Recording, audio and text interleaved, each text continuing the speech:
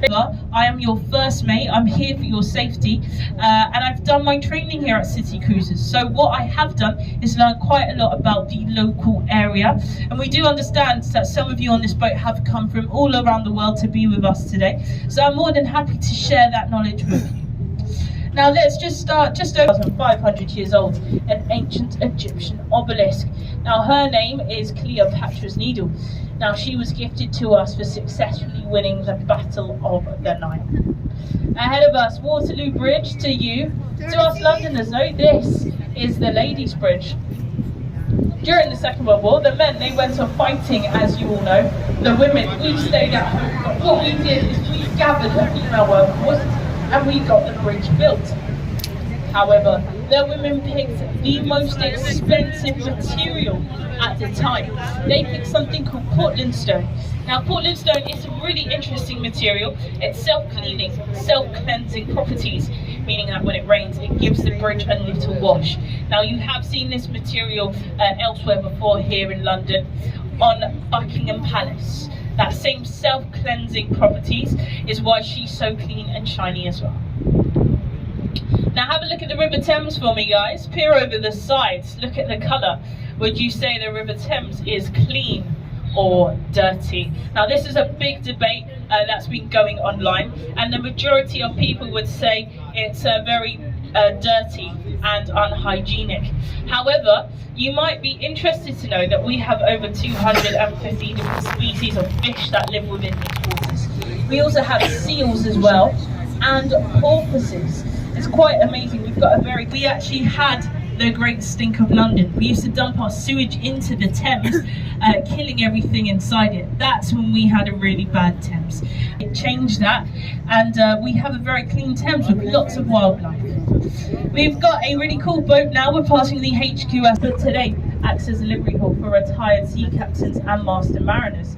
In order to join this club, it's a very prestigious club indeed.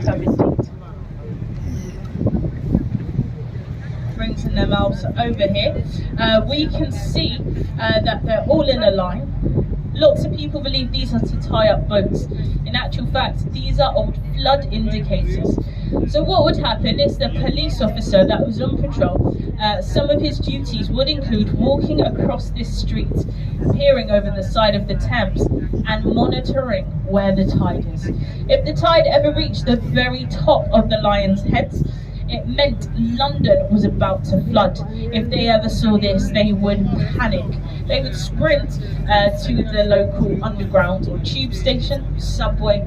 They'd tell the staff to evacuate all passengers as London was about to flood. Now, of course, this is an old system, guys. We don't use it anymore.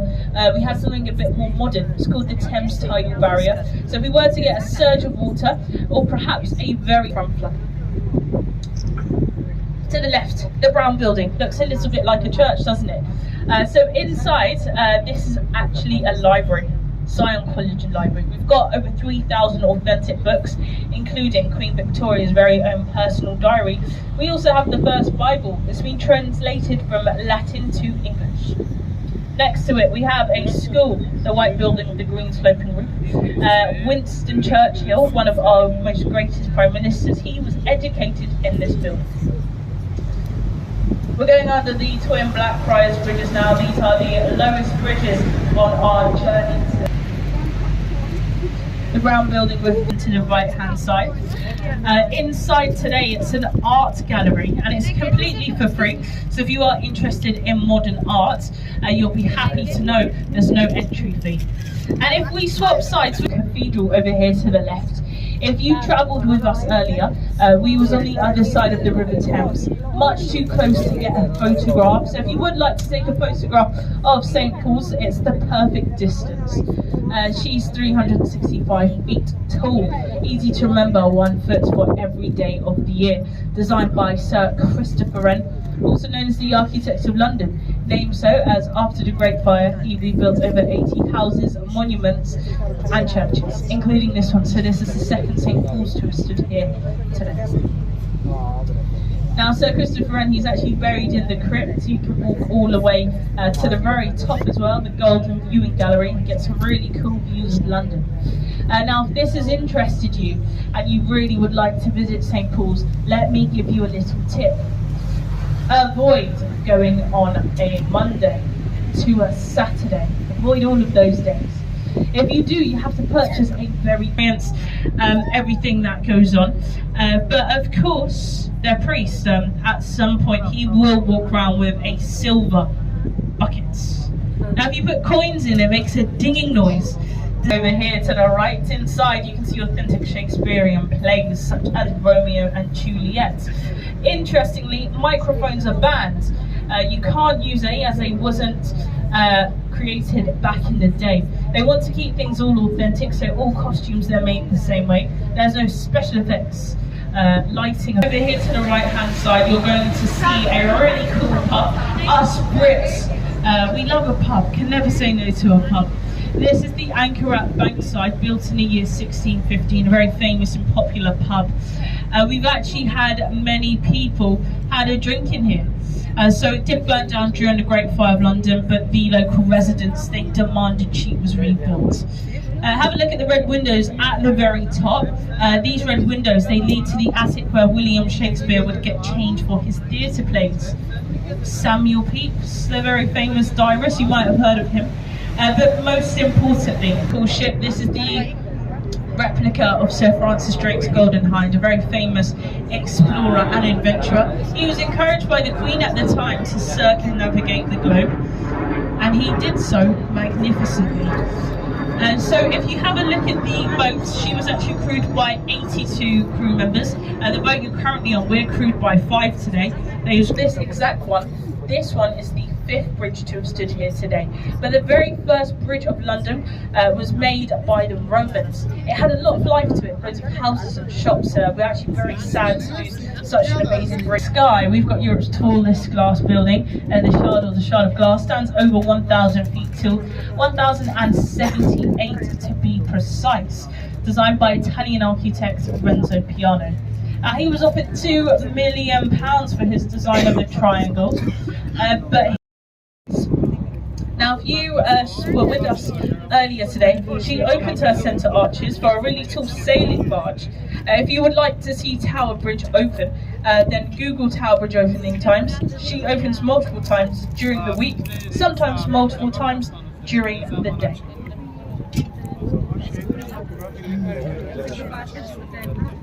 Now, fear not, you don't need to get your photographs just yet. We've got a very kind...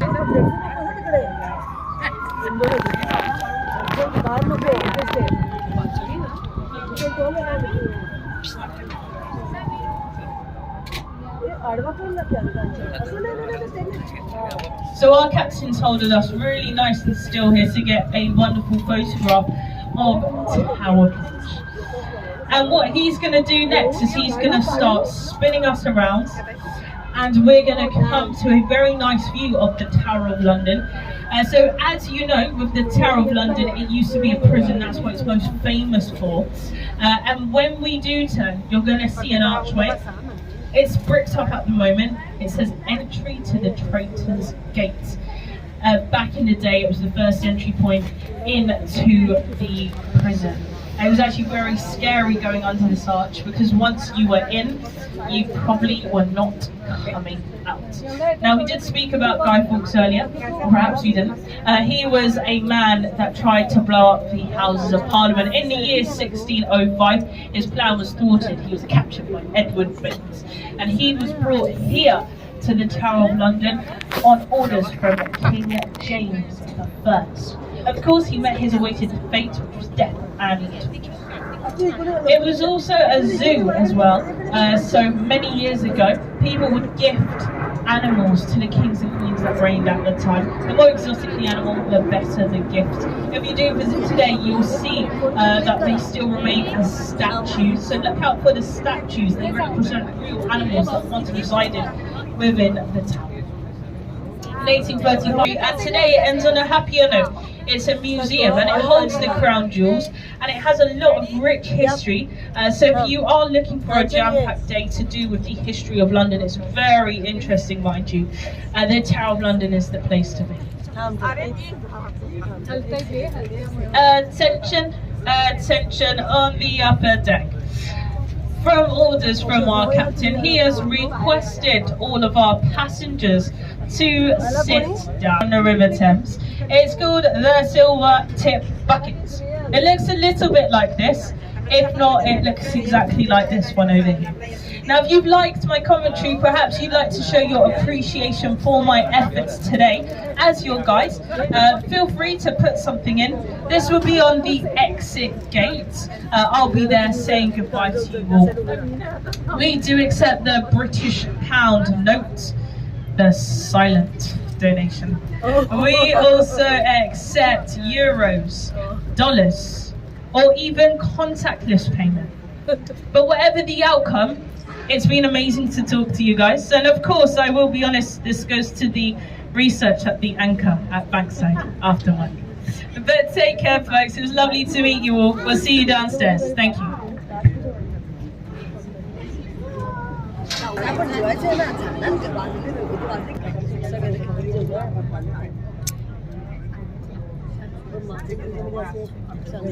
Make sure you got all your bags, okay? Please don't leave anything behind. Passengers returning to Westminster, if you make your way along the pier to Minster. So thank you very much for travelling with us. Hope you all enjoyed the cruise. I hope you enjoyed Bee's lovely commentary, so you will see her at the exit. And enjoy the sunshine. Have a lovely weekend. Thank you very much. Thank you.